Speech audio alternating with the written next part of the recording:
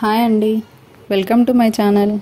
ఈరోజు మనం అందరికీ ఎంతో ఇష్టమైన భక్షాల రెసిపీని చూద్దాం. ఈ భక్షాలను బొబ్బట్లు అని కూడా అంటారు కదా కొందరు. నాకైతే చాలా చాలా ఇష్టం అండి. ఇవి చేయడానికి మనం ముందుగా కుక్కర్లో 2 కప్పుల శనగపప్పును తీసుకుంటున్నాను. నా ఛానల్ని కొత్తగా చూస్తున్న వాళ్ళైతే సబ్స్క్రైబ్ చేయడం మర్చిపోకండి. చాలామంది చూస్తున్నారు కానీ సబ్స్క్రైబ్ చేసుకోవట్లేదు.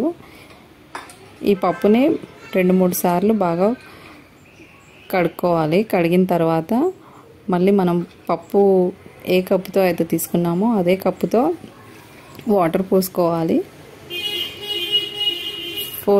4 కప్స్ దాకా వాటర్ పోసుకొని కుక్కర్లో మూత పెట్టి విజిల్ పెట్టేయాలి. ఇప్పుడు స్టవ్ ఆన్ చేసి 4 విజిల్లు వచ్చేంత వరకు పెట్టుకోవాలి.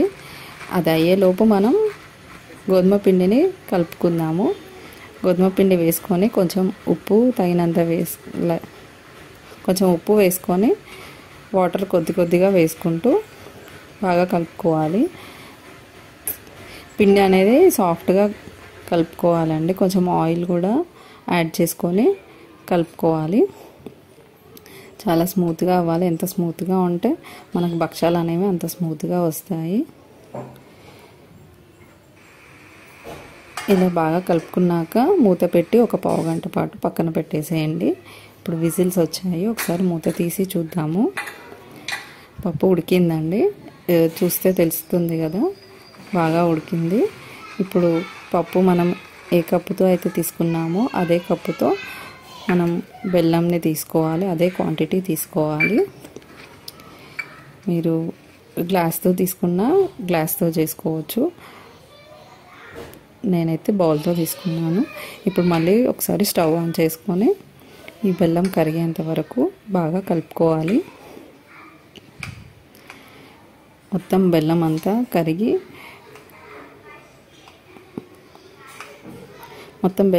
కరిగేంత వరకు కింద అడగంటకుండా బాగా కలుపుకోవాలి. ఇప్పుడు 4 యాలకులు తీసుకొని బాగా పొడి చేసుకొని ఆ పొడిని పప్పులో పూర్ణంలో వేయాలి. పప్పు పూర్ణంలో వేయాలి. వేసుకుంటే మనకు ఫ్లేవర్ అనేది బాగా ఉంటుంది. చాలా బాగా టేస్ట్ వస్తుంది. ఇలా వేసుకొని అది చల్లారాక ఒకసారి మిక్సీ జార్లో కూడా వేసుకొని కొంచెం మెత్తగా అయ్యేలాగా మిక్సీ పట్టుకోవాలి. కొంచెం పప్పు వక్కలు ఉంటే మనం అవి తాల్చుకునేటప్పుడు కాస్త బయటికి వస్తూ ఉంటాయి. అందుకని చెప్పేసి ఒకసారి మిక్సీ పట్టుకుంటాము. కొంచెం ఒక 2 సెకండ్స్లో మిక్సీ సాఫ్ట్ అయిపోతుందండి. మిక్సీ పట్టుకొని మళ్ళీ ఒక బౌల్లో ట్రాన్స్ఫర్ చేసుకోవాలి.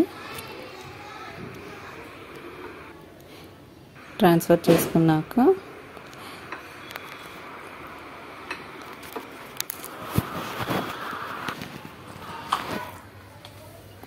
అంతా ఒక బౌల్లోకి ట్రాన్స్ఫర్ చేసుకున్నాక ఇప్పుడు గోధుమ పిండిని మళ్ళీ తీసుకొని మళ్ళీ ఒక 2 మినిట్స్ పాటు బాగా కలపాలి. చూసారు కదా పిండి ఎంత సాఫ్ట్గా ఉందో. ఇప్పుడు ఒక్కొక్క ముద్దలా తీసుకొని రౌండ్గా చేసుకొని దానికి కొంచెం ఆయిల్ అప్లై చేసి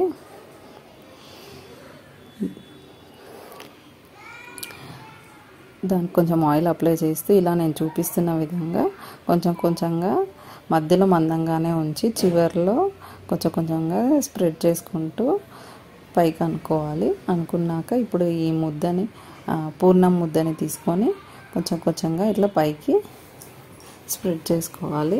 ఆ ముద్ద అనేది కనిపించకుండా మొత్తం అంతా చపాతీ ముద్దనే కనిపించేలా పెట్టుకోవాలి.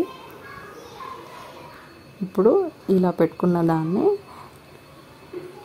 మళ్ళీ చపాతీ లాగా తాల్చుకోవాలి. కొంచెంగా పిండి వేసుకుంటూ చపాతీలాగా మీకు ఎంత మందంగా కావాలనుకుంటే అంత మందంగా తాల్చుకోవాలి. తాల్చుకున్నాక ఇప్పుడు స్టవ్ పైన ప్యాన్ పెట్టుకొని దీన్ని కొంచెం నెయ్యి వేసుకొని ఇవి కాల్చుకోవాలి. రెండు వైపులా మీడియం ఫ్లేమ్లో పెట్టుకొని కాల్చుకుంటే సైడ్స్కి కూడా మంచిగా కాలేలాగా కాల్చుకోవాలి. అంతే అండి, అన్ని పక్షాలు ఇలానే చేసుకోవాలి. ఎంతో టేస్టీగా ఉంటాయండి. అంతే అండి, థ్యాంక్స్ ఫర్ వాచింగ్. అంతే అండి, అందరికీ ఎంతో ఇష్టమైన భక్షాల రెసిపీ రెడీ అయిపోయింది. వేడివేడిగా తింటే చాలా బాగుంటాయండి. నా ఛానల్ని తప్పకుండా సబ్స్క్రైబ్ చేసుకోండి. Thanks for watching. బాయ్.